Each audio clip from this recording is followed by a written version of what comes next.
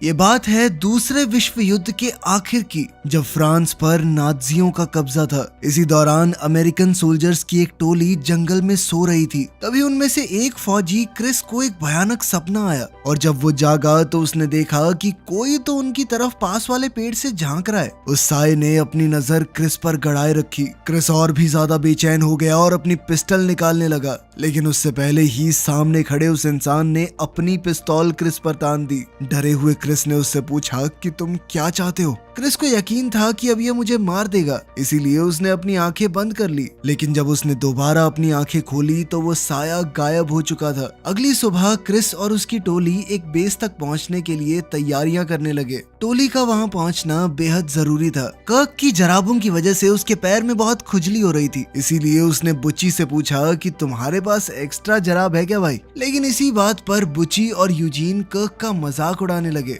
मजाक में बात थोड़ी ज्यादा बढ़ गई, लेकिन तभी क्रिस ने टोली को आगे बढ़ने का ऑर्डर देकर झगड़ा रोक दिया। बेस की तरफ जाते वक्त सोल्जर्स को एक जीप की आवाज सुनाई दी और सभी अपनी बंदूकें और ग्रेनेड बॉम्ब लेकर तैनात हो गए। फौजियों ने जीप को उड़ा दिया और फिर बचे हुए दुश्मनों को खत्म करने के लिए उनके पास चले गए। टैपर्ट ने एक ऑफिसर से एसएस पैच इनाम के रूप में निकाल लिया और उसके एक सोने के दांत को भी। जब बुची नक्शे और खुफिया मैसेज को ढूंढ रहा था, उसी वक्त कर्क को एक और सैनिक मिल गया जिसकी हालत बाकी लोगों से बेहतर लग रही थी। जब उन्हें पता चला कि वो एक मेजर है तो बुची ने उससे दो हाथ करने का फैसला किया, लेकिन मेजर को इस सब में कोई दिलचस्पी नहीं थी और वो क्रिस के लोगों को अपने लोगों का सामान लूटते देखकर गालियां देने लगा। तभी एक और सैनिक जाग गया और बुची ने उसका सर कुचल दिया। ये देखकर मेजर का भी खून खौल गया। उसने बुची से कहा कि आजा फिर, आजा लड़ते हैं। लड़ाई के दौरान जल्द ही वो नाजी मेजर बुची पर भारी पड़ने लगा। फिर क्रिस ने अपने आदमियों की तरफ मुड़कर उन्हें पीछे हटने का ऑर्डर दिया, क्योंकि उसे समझ आ गया कि उन्होंने रास्ते में गलत मोड़ ले लिया था। जाने से पहले टैपर्ट ने एक नाजी का कोड भी ले लिया। फिर जब वो गांव के इलाके से गुजर रहे थे तो उन्हें आगे जंगल में किसी की आवाज सुनाई दी और सभी रुककर उनका इंतजार करने लगे। तभी रेफ्यूजीज का एक झुंड बाहर आया। टैपर्ट उनकी तरफ भागा, जहां एक औरत एक बच्चे के साथ उसका इंतजार कर रही थी। उसने औरत को कोट, सोने के दांत और एसएस पैच दे दिया।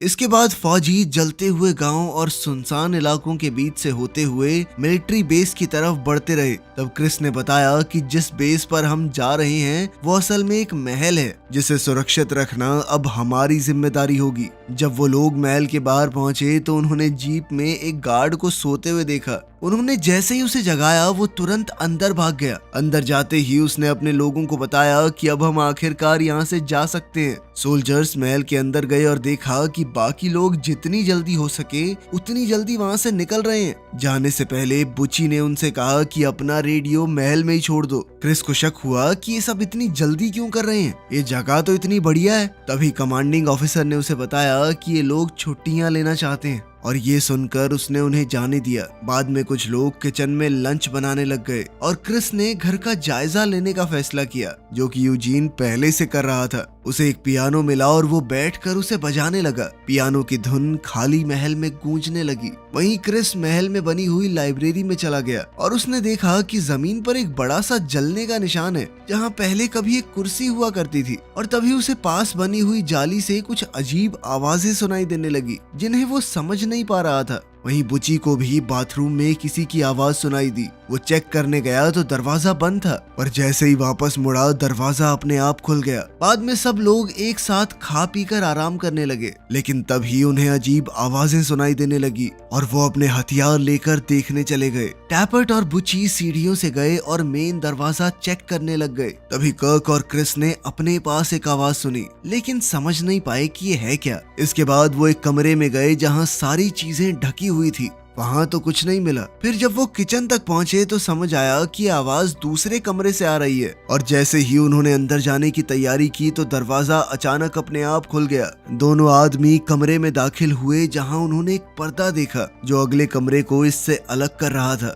फिर जैसे ही उन्होंने पर्दा हटाया तो कर्क और क्रिस ने एक आदमी को खिड़की के सामने लटका हुआ देखा, जो फिर अगले ही पल गायब भी हो गया। खैर कुछ ही घंटों में रात हो गई और सभी फौजी अब आग के सामने बैठकर भूतों की कहानी सुनाने लगे। उसी वक्त टैपर्ट अपनी दूरबीन से खिड़की के बाहर देख रहा था। यूजीन ने उन्हें एक डायरी के बारे में बताया जो उन्हें बेसमेंट में मिली थी, जो कि एक 18 साल के नाजी की थी जिसने घर पर कब्जा किया था। तभी अचानक सब लोगों को आग वाली जगह से खटखटाने की आवाज सुनाई देने लगी और क्रिस कहने लगा कि ये तो कोई कोड लग रहा है। यूजीन उस कोड को समझने की कोशिश करने लगा, जिसका मतलब बना कि मेरे पैर नहीं है। तभी अचानक आवाज बंद हो गई। क्रिस ने अपने आदमियों से कहा कि अभी के लिए आराम करो, लेकिन तब भी एकदम सतर्क रहना। उसने टैपर्ट को छत के नीचे वाले कमरे में जाने को कहा, क्योंकि निगरानी रखने में उसका कोई जवाब नहीं। उधर यूजीन बेसमेंट में एक संदूक खोलने की कोशिश करने लगा, लेकिन जब नहीं खुली तो हार मानकर ऊपर ही बैठ गया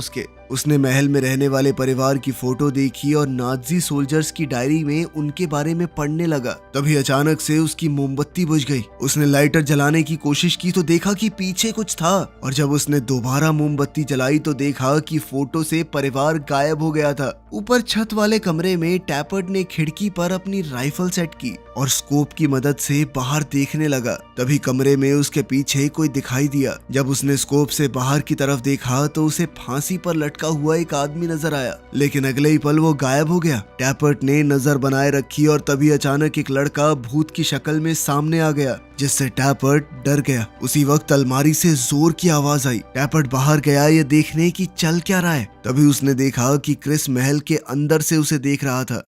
अगले दिन यूजीन, कर्क और क्रिस बालकनी में बैठकर बात करने लगे कि पिछले सोल्जर्स कितनी जल्दी वहां से निकलना चाहते थे। अब यूजीन ने दूसरों को टैपर्ट से जुड़ी हुई एक कहानी बताई जो पेरिस में घटी थी। उसने कहा कि मैंने टैपर्ट को खून से भरे एक पूल में बैठा हुआ पाया था, जहां उसके आसपास 7 छोटे बच्चों की कटी हुई लाशें थी। टैपर्ट अपने हाथों में एक रस्सी पकड़े बैठा था, मानो वो किसी के साथ रस्सी से खेल रहा हो। साथ ही उसकी आंखों में एक डरावना डर था। इस पर क्रिस ने कहा कि मुझे तो बहुत खुशी है कि टैपर्ट हमारे साथ है। तभी टैपर्ट भी अचानक से बालकनी में आ गया। उसने उन्हें बताया कि पिछली टीम यहाँ से इसलिए निकलना चाहती थी क्योंकि उन्होंने रेडियो पर सुना था कि लगभग 50 जर्मन फौजी महल के पास से गुजरते हुए स्ट्रासबर्ग शहर जा रहे हैं। उसने अपने आदमियों को सलाह दी कि जब तक फौजी यहाँ से निकल नहीं जाते हमें जंगल में छुप जाना चाहिए, लेकिन क्रिस का कहना था कि हमें तो महल की हिफाजत करने का काम मिला है। टैपर्ट ने कहा कि चलो यही मर्जी है तो मैं छत वाले कमरे पर जा रहा हूँ ताकि वक्त रहते उन्हें देख सकूं, और उसने यूजीन को भी अपने साथ चलने को कहा।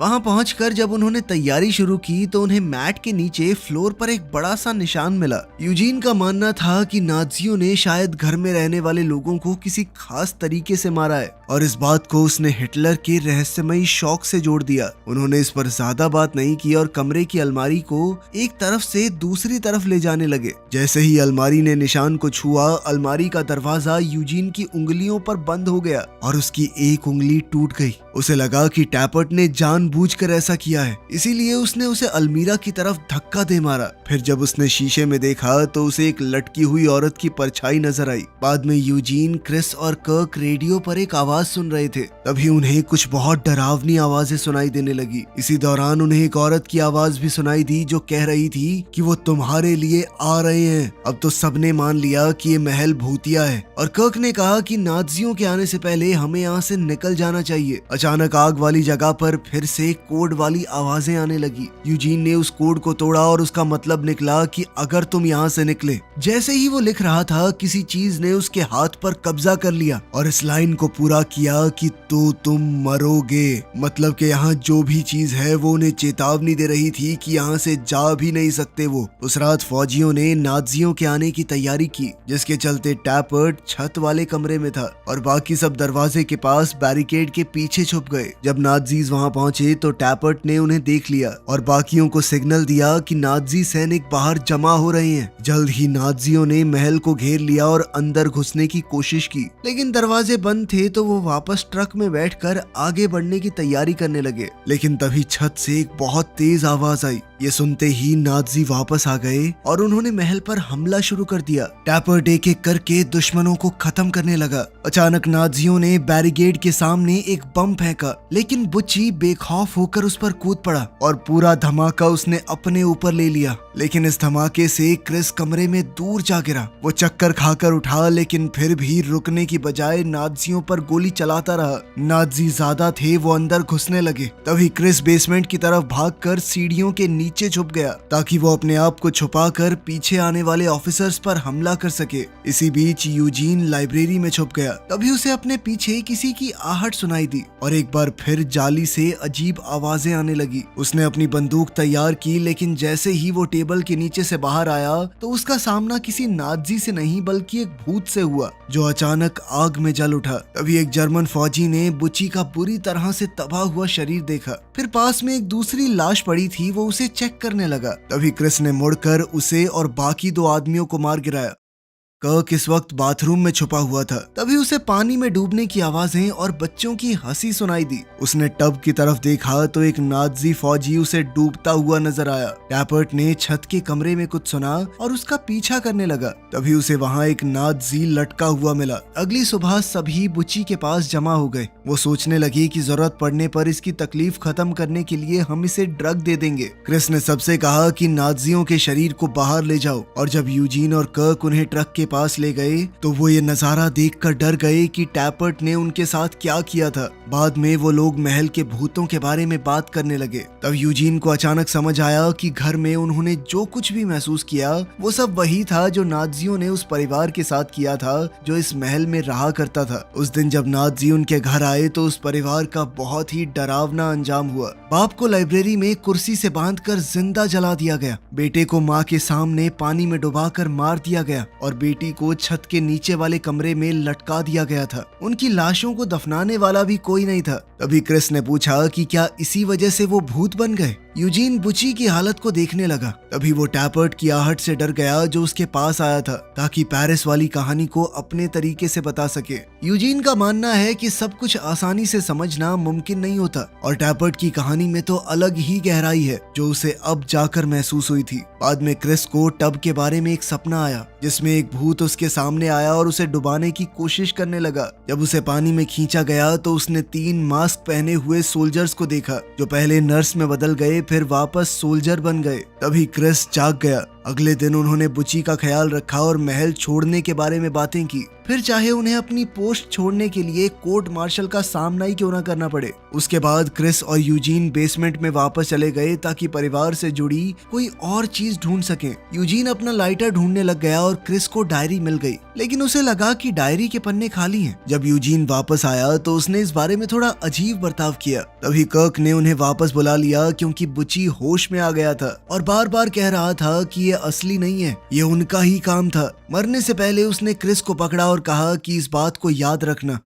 उस रात बाकी बचे हुए फौजी महल छोड़ने की बात करने लगे, लेकिन क्रिस ने कहा कि हमें पहले परिवार की लाशों को दफन करना होगा। वो सबको परिवार के बारे में पता लगाने को कहने लगा। अचानक डायरी के पन्ने फिर से लिखे हुए दिखाई दिए। यूजीन ने कहा कि मैं डायरी के अंदर सबूत ढूंढ कर रहूंगा ताकि परिवार की लाशें हैं कहां पर ये पता चल सके, पर उसका मानना था कि इससे पहले हमें महल छोड़ देना चाहिए। इसके बाद फौजियों ने गार्डन में बुच्ची को दफना दिया और फिर वहां से निकल गए। बेस कैंप की तरफ वापस चलते हुए उन्होंने सड़क पर एक टूटी हुई एम्बुलेंस देखी और उन्हें वही रेफ्यूजीज का झुंड दोबारा नजर आया। वो आगे बढ़ते हुए अभी भी उस परिवार के बारे में बात कर रहे थे। जल्द ही वो लोग एक अजीब सी बिल्डिंग के पास से गुजरे और बाद में वो लोग फिर से उसी एम्बुलेंस तक पहुंच गए। अब उन्होंने वापस मुड़ने का फैसला किया। फौजियों की टोली दोबारा उस बर्बाद शहर से गुजरी जहाँ से वो पहले गुजरे थे और उस रात वो सब जंगल में ही सो गए। सोते हुए टैपर्ट ने सपना देखा कि उसे फांसी से लटका दिया गया है, लेकिन जब उसकी आंख खुली तो उसने खुद को जंगल में ही पाया। उसके स्लीपिंग बैग के पास कुछ लिखा हुआ था।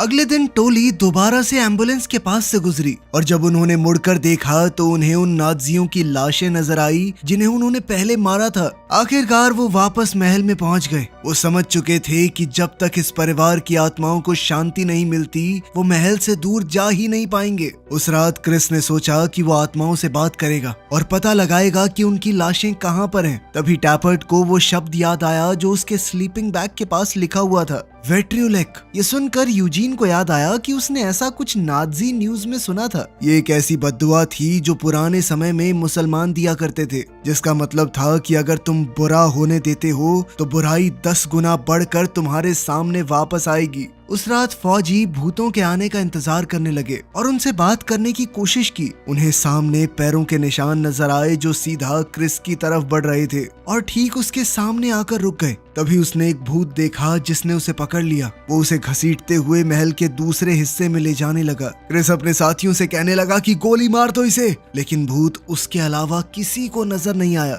फिर भी टैपर्ट ने उस तरफ गोलियां चला दी। बाकी लोग क्रिस के पीछे घर के दूसरे हिस्से में चले गए और जब वो अंदर गए तो उनके साथ अजीब चीजें होने लगी। उन्हें किसी और ही जगह, किसी और ही वक्त की तस्वीरें दिखने लगी। फिर उन्हें क्रिस मिला जो कि परिवार की लाशों के पास पड़ा हुआ था। बाद में फौजियों ने लाशों को दफन कर दिया। तभी डायरी का आखिरी पन्ना बाप की लाश के साथ चिपका हुआ मिला। यूजीन ने डायरी का आखिरी पन्ना पढ़ा जिसमें लिखा हुआ था कि ये परिवार फ्रांस से नहीं है, वो अफगानी थे। उन्होंने अपनी जान जोखिम में डालकर जितने यहूदियों को बचा सकते थे बचाया। बाद में महल के अंदर यूजीन को परिवार की डायरी का एक बार फिर से ख्याल आया और वो उसे दोबारा पढ़ने लगा, मगर अब डायरी में लिखे शब्द बदल चुके थे। इस बार ये लिखा था कि लाशों को दफन करने से भूतों को वापस आने की ताकत मिल चुकी है। तभी अचानक से लाइट चली गई। जब टैपर्ट छत वाले कमरे के बीचों बीच बैठा हुआ था तभी पूरे परिवार के भूत महल में दिखाई देने लगे। भूतों ने फौजियों पर हमला कर दिया और फौजी उनसे लड़ने और उन पर गोली चलाने की कोशिश करते रहे, लेकिन उन पर गोलियों का क्या ही असर होता। अचानक भूतों में हलचल होने लगी और बुची का शरीर एक बार फिर से क्रिस के सामने प्रकट हो गया। वो कहने लगा कि ये सब सच नहीं है। फिर एक भूत उसे आईने के सामने ले गया और कहने लगा कि याद करो। तभी अचानक से क्रिस की आंखें खुली। उसने खुद को नर्सों और डॉक्टर्स के बीच घिरा हुआ पाया। फिर उसने कमरे के आसपास देखा तो उसकी नजर अपने मरे हुए साथियों पर पड़ी। उसने अपनी चादर हटाई और देखा कि उसकी टांगे नहीं है। फिर डॉक्टर ने उसे बताया कि तुम्हारी यादें कुछ देर में वापस आ जाएंगी। अब क्रिस ने याद करना शुरू किया। असल में क्रिस अफगानिस्तान में एक फौजी था और उसकी टोली को एक डॉक्टर को बचाने के ऑर्डर मिले थे जो कि अमेरिकन की मदद कर रहा था। उसका मिशन था उस डॉक्टर को काबुल में एक सुरक्षित घर तक पहुंचाना। जब वो फिर से वर्तमान में आया तो डॉक्टर ने उससे थोड़ी बातचीत की कि कैसा लग रहा है, कैसा महसूस कर रहे हो, वो सब। तभी क्रिस अपनी एक और याद में जाने लगा जहां उसने टैपर्ट को 2 लड़कों से बात करते हुए देखा जो कि आपस में खेल रहे थे और टैपर्ट ने उनमें से एक को अपने बेटे का खिलौना दे दिया। इसके बाद टोली घर के अंदर चली गई और उन्होंने डॉक्टर के परिवार को बताया कि उन्हें तुरंत निकलना होगा। लेकिन तभी क्रिस को ऊपर से ऑर्डर्स आए कि तुम लोगों को जल्द से जल्द छुपना होगा क्योंकि दुश्मन घर की तरफ बढ़ रहे हैं। क्रिस ने डॉक्टर से कहा कि मुझे और मेरी टीम को दीवार के अंदर छुपा दो, लेकिन फौजियों की टोली परिवार को भी मरने के लिए छोड़ना नहीं चाहती थी, मगर ऊपर से मिले ऑर्डर्स की वजह से उन्हें मजबूरन ऐसा करना पड़ा। कुछ ही पलों में दुश्मन भी घर में घुस आए। वो डॉक्टर पर अमेरिकन के साथ मिले होने का इल्जाम लगाने लगे। फिर 2 आदमियों ने बच्चों को पकड़ लिया और बेचारी माँ उन्हें छोड़ने की भीख मांगने लगी, लेकिन फिर भी दुश्मनों ने लड़के को पानी में डुबोकर मार डाला और लड़की को फंदे से लटका दिया। फौजी ये तमाशा चुपचाप देखते रहे क्योंकि उन्हें ऊपर से ऑर्डर मिले थे कि एंगेज नहीं करना। आखिर में दुश्मनों ने बाप पर मिट्टी का तेल डालकर उसे जला दिया, जबकि क्रिस और उसके साथी कुछ भी नहीं कर पाए। जब दुश्मन चले गए तो टैपर्ट ने देखा कि बच्चों को भी मार दिया गया था। इसके बाद जैसे ही फौजी घर से बाहर निकले तो माँ चिल्लाते हुए बम के साथ बाहर आई। बुची ने उसे रास्ते में पकड़ लिया लेकिन धमाके को रोक नहीं पाया और सब लोग बम की चपेट में आ गए। जब क्रिस वर्तमान में वापस आया तो डॉक्टर से पूछा कि ये सब क्या चल रहा है। डॉक्टर ने बताया कि हमने एक ऐसा सिमुलेशन बनाया था जिसमें तुम वर्ल्ड वॉर 2 में मौजूद थे। जब अफगानिस्तान में वो बम फटा तो तुम्हारा सिर्फ शरीर घायल नहीं हुआ, उस माँ की तड़प सुनकर तुम्हारे दिल में बहुत ज्यादा गिल्ट आ गई थी, उस परिवार को मरने देने की गिल्ट। ये साफ हो गया था कि ये दर्द तुम में से किसी को भी जीने नहीं देगा, इसीलिए हमने एक मिलती जुलती कहानी तैयार की और तुम्हें उस सिमुलेशन में भेजा ताकि तुम धीरे धीरे इस दर्द को समझकर इससे उभर पाओ। बुची पता नहीं कैसे एक दिन सिमुलेशन से जाग गया। जैसे ही उसने अपने शरीर को देखा तो वो तुरंत मर गया। अब क्रिस सोचने लगा कि महल में उन्होंने जो कुछ भी सुना